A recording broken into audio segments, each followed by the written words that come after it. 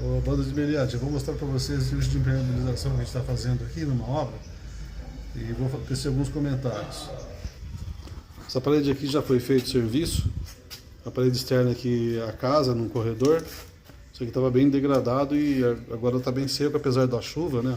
Essa parede que pega água está bem úmida e essa parede aqui que não pega água tá bem seco, tá? O chão está bem úmido, chuvoso e o serviço aqui bem seco, né?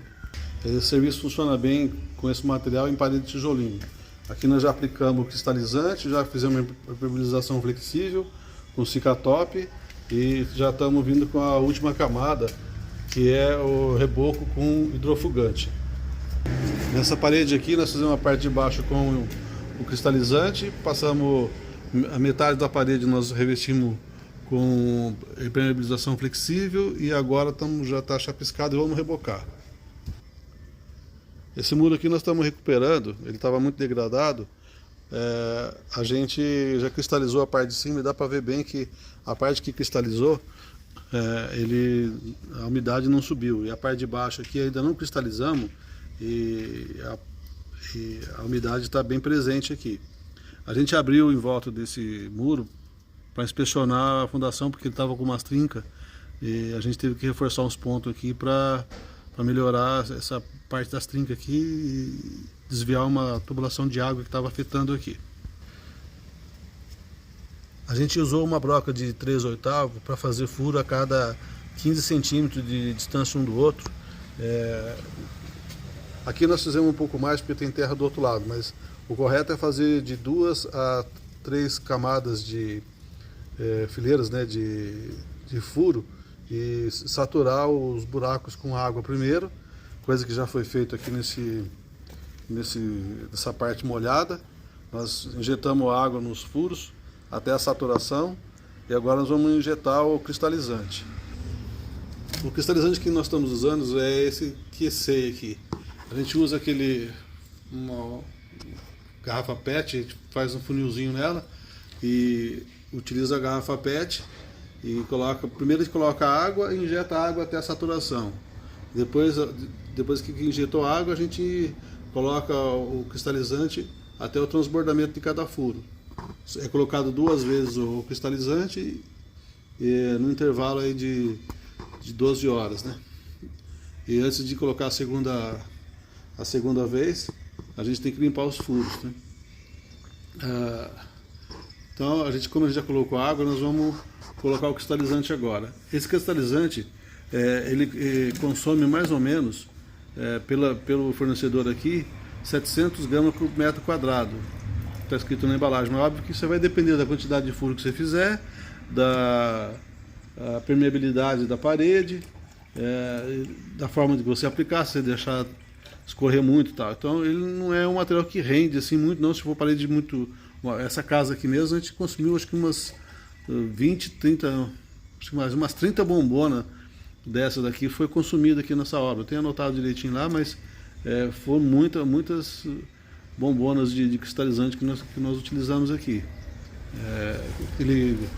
Hoje, em setembro de 2022, ele custa na faixa aí de 120, 150 reais cada bomboninha dessa de 4.3, mas resolve o problema. Ele não deixa mais a capilarização ocorrer no material, né? O tijolo que permitia a capilarização da água oriunda do subsolo ou de respingo por chuva, ela deixa de capilarizar e daí a parede fica bem impermeável.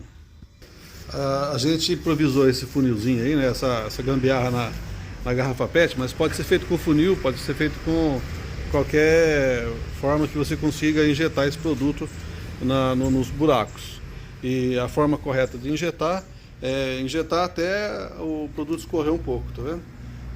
Fazendo isso você satura a parede, pode colocar um pouco mais, viu? Você satura a parede com o material, com o produto e aí a capilarização desaparece e a umidade some. Nesse caso aqui a gente está fazendo uma área muito grande porque proprietário pediu, né? Mas não seria necessário fazer até a parte de baixo. Basta você fazer uns 15 a 30 centímetros, uns 10 centímetros para baixo e mais uns 20 centímetros para cima da parede, já é o suficiente para interromper a capilarização. É óbvio que se você tiver terra, um aterro na parte atrás da parede, alguma coisa assim, aí você tem que fazer uma região maior, né? Bom, e como eu já falei antes, depois dessa camada, depois desse serviço aqui, a gente faz uma camada de impermeabilização flexível. Se a parede estiver muito ruim, muito cheia de buraco, a gente dá uma acertada nela com argamassa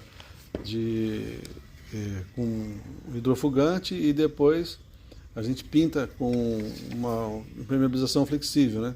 Como o Cicatop, por exemplo. Depois disso, aí a gente chapisca novamente e aí aplica a argamassa com de reboco com hidrofugante, né? O mais comum aí que o pessoal conhece é o Vedacity, né? E depois aí é só fazer a pintura e pronto. O serviço está concluído, né? Bom, eu vou fazer uns comentários então sobre as dificuldades, né, desse tipo de serviço, principalmente quando o serviço é grande, igual o que nós fizemos aqui, que é o seguinte, né, a quantidade de furo foi enorme, então a furadeira tem que ser boa, uma furadeira muito boa e vai ter que consumir várias brocas, né, consumiu até a furadeira, porque a furadeira estava boa, era uma furadeira boa e ela no final tive que levá-la para a oficina e consertar. O consumo do material aqui é significativo, é bem grande, mas o material funciona bem, a impermeabilização fica muito boa. O problema depois na hora que você vai rebocar também, como você impermeabilizou, a parede ela não absorve mais a água da argamassa, e aí o que ocorre? Você tem que ter uma paciência maior para fazer o reboco, porque se for uma região onde o reboco ficou relativamente grosso, assim, passou de 2 centímetros, acima de 1,5 cm, ele começa a escorrer e demora para rebocar. Você tem que fazer em 2 camadas, deixar pegar, dar a pega, fazer a cura e terminar no outro dia. Então é mais difícil, vamos falar assim, de fazer o serviço de reboco depois que impermeabiliza, né? Dá mais trabalho, mas no final acaba ficando bom. Entendeu? Então é isso aí, não tem só vantagem, né? Então quando a gente vai fazer esse serviço tem que se precaver que não é um reboco normal. A hora que vai fazer o reboco, o meliante que está fazendo o serviço sofre para chuchu, tá bom? É isso então, galera, um abraço para vocês aí, até mais.